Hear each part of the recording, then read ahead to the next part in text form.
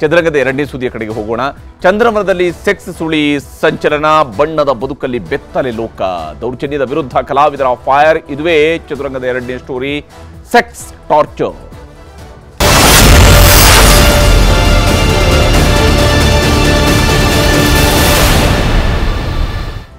Casting couch ಈ ಒಂದು ಪದದ ಬಗ್ಗೆ ಬಹಳಷ್ಟು ಚರ್ಚೆ ಭಾರತದ ಸಿನಿಮಾ ರಂಗದಲ್ಲಿ ನಾನಾ ವುಡ್ಗಳಲ್ಲಿ ನಡೀತಾ ಬಂದಿದ್ದಾವೆ. ಅದು ವಿಶೇಷವಾಗಿ ಟಾಲಿವುಡ್ನಲ್ಲಿ ಕೂಡ ನಡೆದಿದೆ, ಬಾಲಿವುಡ್ನಲ್ಲೂ ನಡೆದಿದೆ, ಮಾಲಿವುಡ್ನಲ್ಲಿ ನಡೀತು, ಕಾಲಿವುಡ್ನಲ್ಲಿ ನಡೀತು. ಈಗ ಸ್ಯಾಂಡಲ್ವುಡ್ನ ಸರದಿ, ಸ್ಯಾಂಡಲ್ವುಡ್ನಲ್ಲೂ ಕೂಡ ಸೆಕ್ಸ್ ಸುಳಿ ಸುತ್ತಿಕೊಂಡಿದ್ಯಾ ಅನ್ನುವಂತಹ ಅನುಮಾನ ದಟ್ಟವಾಗಿದೆ. ಆರೋಪಗಳೇನು ಹೊಸದೇನೂ ಅಲ್ಲ, ಸ್ಯಾಂಡಲ್ವುಡ್ನಲ್ಲೂ ಕೂಡ ಇಂತಹ ಆರೋಪಗಳಿದ್ವು. ಆದರೆ ಈಗ ಕೇರಳದ ಮಾದರಿಯಲ್ಲಿ ಸಮಿತಿಯೊಂದನ್ನು ರಚನೆ ಮಾಡಬೇಕು ಅನ್ನುವಂತಹ ಪಟ್ಟು ಹಿಡಿದಿದ್ದಾರೆ ಕಲಾವಿದರು, ಹಿರಿಯ ಪತ್ರಕರ್ತರು, ಇವರೆಲ್ಲರೂ ಕೂಡ ಸೇರಿಸಿಕೊಂಡಿದ್ದಾರೆ. ಸಿನಿಮಾ ರಂಗದಲ್ಲಿ ಕೆಲಸ ಮಾಡ್ತಾ ಇರುವಂಥದ್ದು, ಪ್ರತ್ಯಕ್ಷವಾಗಿ ಮತ್ತು ಪರೋಕ್ಷವಾಗಿ ಸಿನಿಮಾ ರಂಗದಲ್ಲಿ ಕೆಲಸ ಮಾಡ್ತಾ ಇರುವಂಥವ್ರು ಕೂಡ ಇದರಲ್ಲಿ ಜೊತೆಯಾಗಿದ್ದಾರೆ. ಸಿಎಂಗೆ ಚಂದನವನದ ಕಲಾವಿದರ ನಿಯೋಗ ಇವತ್ತು ಮನವಿಯನ್ನು ಕೂಡ ಸಲ್ಲಿಸಿದೆ. ಯಾವ ಸ್ವರೂಪದಲ್ಲಿ ಸ್ಯಾಂಡಲ್ವುಡ್ ಈ ಒಂದು ಸೆಕ್ಸ್ ಸುಳಿಯಲ್ಲಿ ಸಿಲುಕಿದೆ ಅನ್ನೋದರ ಬಗ್ಗೆ ಈಗ ಬಹಳಷ್ಟು ಚರ್ಚೆಗಳು ಕೂಡ ನಡೀತಾ ಇರುವಂಥದ್ದು. ಈ ಹಿಂದೆಯೂ ಕೂಡ ಕೆಲವರು ಆರೋಪಗಳನ್ನು ಮಾಡಿದ್ದಾರೆ, ಮಾಡದೇ ಇಲ್ಲ, ಕನ್ನಡ ಚಿತ್ರರಂಗದಲ್ಲಿ ಇಂಥದ್ದು ಇರಲೇ ಇಲ್ಲ ಅಂತ ಹೇಳುವಂತಹ ಸ್ಥಿತಿಯಲ್ಲಂತೂ ಕನ್ನಡ ಚಿತ್ರರಂಗವೂ ಕೂಡ ಇಲ್ಲ. ಆದರೆ ಈ ಒಂದು ಕಮಿಟಿಯನ್ನೇನಾದರೂ ಸರ್ಕಾರ ಫಾರ್ಮ್ ಮಾಡಿದರೆ ಸಹಜವಾಗಿಯೇ ಮತ್ತಷ್ಟು ಬಣ್ಣದ ಮುಖಗಳ ಬಂಡವಾಳ ಬಯಲಾಗುವಂಥ ಚಾನ್ಸಸ್ ಇದ್ದೇ ಇದೆ. ಇದರಲ್ಲಿ ನಿಜಕ್ಕೂ ಸಹಜವಾದಂಥ ಆರೋಪಗಳನ್ನು ದೊಡ್ಡವರ ಮೇಲೆ ಏನಾದರೂ ಬರುತ್ತಾ ಅನ್ನುವಂಥದ್ರ ಬಗ್ಗೆ ಕೂಡ ಅನುಮಾನ ಇದ್ದೇ ಇದೆ. ಸ್ಯಾಂಡಲ್ವುಡ್ನಲ್ಲೂ ಕೂಡ ಲೈಂಗಿಕ ಕಿರುಕುಳದ ಸದ್ದು ಕೇಳಿ ಬರ್ತಾ ಇರುವಂಥದ್ದು. ಕೇರಳದ ಹೇಮಾ ಸಮಿತಿ ಮಾದರಿಯಲ್ಲಿ ಸಮಿತಿಯನ್ನು ರಚನೆ ಮಾಡಬೇಕು, ಮಹಿಳಾ ದೌರ್ಜನ್ಯದ ಬಗ್ಗೆ ಅಧ್ಯಯನ ನಡೆಸಬೇಕು, ಹೀಗಾಗಿ ಧೈರ್ಯವಾಗಿ ಕೆಲಸ ಮಾಡುವಂಥ ವಾತಾವರಣ ನಿರ್ಮಾಣ ಆಗಬೇಕು ಅನ್ನುವಂತಹ ಒಂದು ಮನವಿಯನ್ನು ಕೂಡ ಇಲ್ಲಿ ಕಲಾವಿದರು ಮಾಡ್ತಾ ಇದ್ದಾರೆ. ಯಾವ ಸ್ವರೂಪದಲ್ಲಿ ಇಲ್ಲಿ ವಿಚಾರಗಳ ಬಗ್ಗೆ ಮಂಡನೆ ಆಗಿದ್ದಾವೆ, ಏನು ಹೇಳ್ತಿದ್ದಾರೆ, ಅವರ ಅಭಿಪ್ರಾಯಗಳು ಏನು ಅನ್ನೋದನ್ನು ನೋಡ್ತಾ ಹೋದರೆ ಇಲ್ಲಿ ಬಹಳ ಮುಖ್ಯವಾಗಿ ಸ್ಯಾಂಡಲ್ವುಡ್ನಲ್ಲೂ ಕೂಡ ಲೈಂಗಿಕ ಕಿರುಕುಳ ಸದ್ದು ಮಾಡ್ತಾ ಇರುವಂಥದ್ದು, ಲೈಂಗಿಕ ಕಿರುಕುಳ ಇಲ್ಲೂ ಕೂಡ ನಡೆದಿದೆ ಅನ್ನುವಂಥದ್ದು. ಕೆಲವೊಂದು ಬಿಡಿ ಪ್ರಕರಣಗಳು ಈ ಹಿಂದೆ ಬೆಳಕಿಗೆ ಬರ್ತಾ ಇದ್ವು, ಆರೋಪಗಳು ಬರ್ತಾ ಇದ್ವು. ಈಗ ಕೇರಳದಲ್ಲಿ ಒಂದು ಹೇಮಾ ಸಮಿತಿಯನ್ನು, ಜಸ್ಟಿಸ್ ಹೇಮಾ ಸಮಿತಿಯನ್ನೇನು ಅವರು ಕೇರಳ ಸರ್ಕಾರ ರಚನೆ ಮಾಡ್ತು, ಅದೇ ಮಾದರಿಯ ಸಮಿತಿಯನ್ನು ಕರ್ನಾಟಕದಲ್ಲೂ ಕೂಡ ರಚನೆ ಮಾಡಬೇಕು ಅನ್ನುವಂಥದ್ದು ಕಲಾವಿದರ ಒತ್ತಾಯ ಆಗಿದೆ. ಮಹಿಳಾ ದೌರ್ಜನ್ಯದ ಬಗ್ಗೆ ಅಧ್ಯಯನ ನಡೆಸಬೇಕಾದದರ ಅಗತ್ಯತೆ ಇದೆ ಅನ್ನೋದನ್ನು ಕೂಡ ಮುಖ್ಯಮಂತ್ರಿಯವರಿಗೆ ಮನವರಿಕೆ ಮಾಡಿಕೊಡುವಂತಹ ಪ್ರಯತ್ನವನ್ನು ಮಾಡಿದ್ದಾರೆ. ಧೈರ್ಯವಾಗಿ ಕೆಲಸ ಮಾಡುವ ವಾತಾವರಣ ನಿರ್ಮಾಣ ಆಗಬೇಕು. ಯಾವುದೇ ಫೀಲ್ಡ್ ಇರಲಿ, ಅಲ್ಲಿ ಗಂಡು ಮಕ್ಕಳು ಹೆಣ್ಣು ಮಕ್ಕಳು ಎಲ್ಲರೂ ಕೂಡ ಈಕ್ವಲ್ ಆಗಿ ಕೆಲಸ ಮಾಡೋದಕ್ಕೆ ಒಂದು ಮುಕ್ತವಾದಂಥ ವಾತಾವರಣ ಇರಬೇಕು. ಅಂಥ ವ್ಯವಸ್ಥೆಯನ್ನು ಕಲ್ಪಿಸಬೇಕಾಗಿರುತ್ತೆ. ಅದಕ್ಕೆ ನಾಗರಿಕ ಸಮಾಜ ಅಂತ ಹೇಳ್ತಾರೆ. ಆ ನಾಗರಿಕ ಸಮಾಜದ ರೀತಿಯಲ್ಲೇ ನಮ್ಮ ಚಿತ್ರರಂಗವೂ ಕೂಡ ಇರಬೇಕು ಅನ್ನೋಂಥದ್ದು ಇವರ ಬಹಳ ಮುಖ್ಯವಾದಂಥ ಡಿಮ್ಯಾಂಡ್. ವೃತ್ತಿ ಜೀವನದಲ್ಲಿ ಲಿಂಗ ತಾರತಮ್ಯ ನಿವಾರಣೆ ಅತ್ಯಗತ್ಯವಾಗಿದೆ ಅನ್ನುವಂಥದ್ದನ್ನು ಕೂಡ ಮನವರಿಕೆ ಮಾಡಿಕೊಡುವಂತಹ ಕೆಲಸವನ್ನು ಮಾಡಿದ್ದಾರೆ. ಯಾಕೆಂದರೆ ಲೈಂಗಿಕ ಶೋಷಣೆಯನ್ನು ದೊಡ್ಡ ಮಟ್ಟದಲ್ಲಿ ಹೆಣ್ಮಕ್ಕಳ ಮೇಲೆ ಮಾಡ್ತಾ ಇರುವಂಥದ್ದು.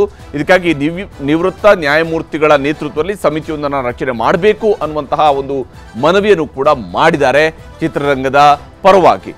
3 ತಿಂಗಳೊಳಗೆ ಇದಕ್ಕೆ ಸಂಬಂಧಿಸಿರುವಂತಹ ವರದಿ ನೀಡಬೇಕು ಅನ್ನುವಂತಹ ಸೂಚನೆಯನ್ನು ಕೂಡ ಕೊಡಿ, ಬಹಳ ಕಾಲಮಿತಿಯ ಒಳಗಡೆ ಅದನ್ನು ಕೊಡಿ. ಅಷ್ಟೇ ಅಲ್ಲದೆ ಈ ವರದಿಯನ್ನು ಬಹಿರಂಗಪಡಿಸಿ ಅಂತೇಳಿ, ಸಮಿತಿ ನೀಡುವಂತಹ ವರದಿಯನ್ನು ಬಹಿರಂಗಪಡಿಸಿ, ಇದೇ ಬಹಳಷ್ಟು ಬದಲಾವಣೆಯನ್ನು ಮಾಡೋದಕ್ಕೆ ಸಾಧ್ಯ ಆಗುತ್ತೆ.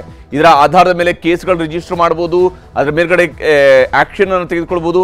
ಅದೆಲ್ಲ ಒಂದು ಭಾಗ. ಆದರೆ ವರದಿಯನ್ನು ಬಹಿರಂಗಪಡಿಸಿ ಅನ್ನುವಂತಹ ಡಿಮ್ಯಾಂಡನ್ನು ಬಹಳ ಮುಖ್ಯವಾಗಿ ಮಾಡ್ತಿದ್ದಾರೆ. ಯಾಕೆಂದರೆ ವರದಿ ಬಹಿರಂಗಪಡಿಸೋದಿದೆಯಲ್ಲ, ಅನೇಕರಿಗೆ ಶಿಕ್ಷೆಯನ್ನು ಕೊಡಿಸೋದಕ್ಕೆ ಇರಬೇಕಾಗಿರುವಂತಹ ಒಂದು ಬಹಳ ಮುಖ್ಯವಾದಂತಹ ಒಂದು ಅವಕಾಶ ಎಲ್ಲಿರುತ್ತೆ ಅಂತ ಹೇಳಿದ್ರೆ, ಇಂತಹ ವರದಿಗಳು ಬಹಿರಂಗ ಆದಾಗ ಚೀತು ಅಂತೇಳಿ ಜನ ಹೇಳ್ತಾರಲ್ಲ, ಅದು ಬಹಳ ದೊಡ್ಡ ಶಿಕ್ಷೆ ಆಗುತ್ತೆ. ಆ ಕಾರಣಕ್ಕಾಗಿಯೇ ಸಮಿತಿ ನೀಡುವಂತಹ ವರದಿಯನ್ನು ಬಹಿರಂಗಪಡಿಸಿ ಅನ್ನುವಂತಹ ಮನವಿಯನ್ನು ಕೂಡ ಮಾಡಿದ್ದಾರೆ. ಹೀಗೆ ಈ ಒಂದು ಮುಖ್ಯಮಂತ್ರಿಯವರಿಗೆ ಇವತ್ತು ಮನವಿಯನ್ನು ಸಲ್ಲಿಕೆ ಮಾಡಿದ ನಂತರ ಬಹಳ ಮುಖ್ಯವಾಗಿ ಈ ಒಂದು ಫೈರ್ ಪತ್ರಕ್ಕೆ ಯಾರೆಲ್ಲ ಸಹಿ ಹಾಕಿದ್ದಾರೆ, ಬಹಳ ಮುಖ್ಯವಾಗಿ ಮುಖ್ಯಮಂತ್ರಿಗಳನ್ನ ಯಾರೆಲ್ಲ ಭೇಟಿಯಾಗಿದ್ದಾರೆ, ಅವರು ಮಾತನಾಡಿದ್ದಾರೆ. ಅವರ ಪ್ರಕಾರ ಸಿಎಂಗೆ ಏನು ಮನವರಿಕೆ ಮಾಡಿಕೊಡಲಾಗಿದೆ ಅನ್ನೋದನ್ನು ನಿಮಗೆ ತೋರಿಸ್ತೀನಿ. ಸಿದ್ದರಾಮಯ್ಯನವರು 3/4 ಗಂಟೆ ಆದಮೇಲೆ ನಮ್ಮ ಹತ್ರ ಬಂದು ಮಾತಾಡಿ 1 ನಿಮಿಷ ಟೈಮ್ ಕೊಟ್ಟರು, ನಮ್ಮ ಮನವಿ ಇಸ್ಕೊಂಡು ಅವರು ನಾನು ಮುಂದೆ ನಿಮಗೆ ದೀರ್ಘವಾಗಿ ಮಾತಾಡೋಕ್ಕೆ ಟೈಮ್ ಕೊಡ್ತೀರಿ ಅಂತ ಅವ್ರು ಮಾತಾಡಿದ್ದಾರೆ. ಲೈಂಗಿಕ ಕಿರುಕುಳ ಇದೆಯಾ ಅಂತ ಕೇಳಿದ್ರು.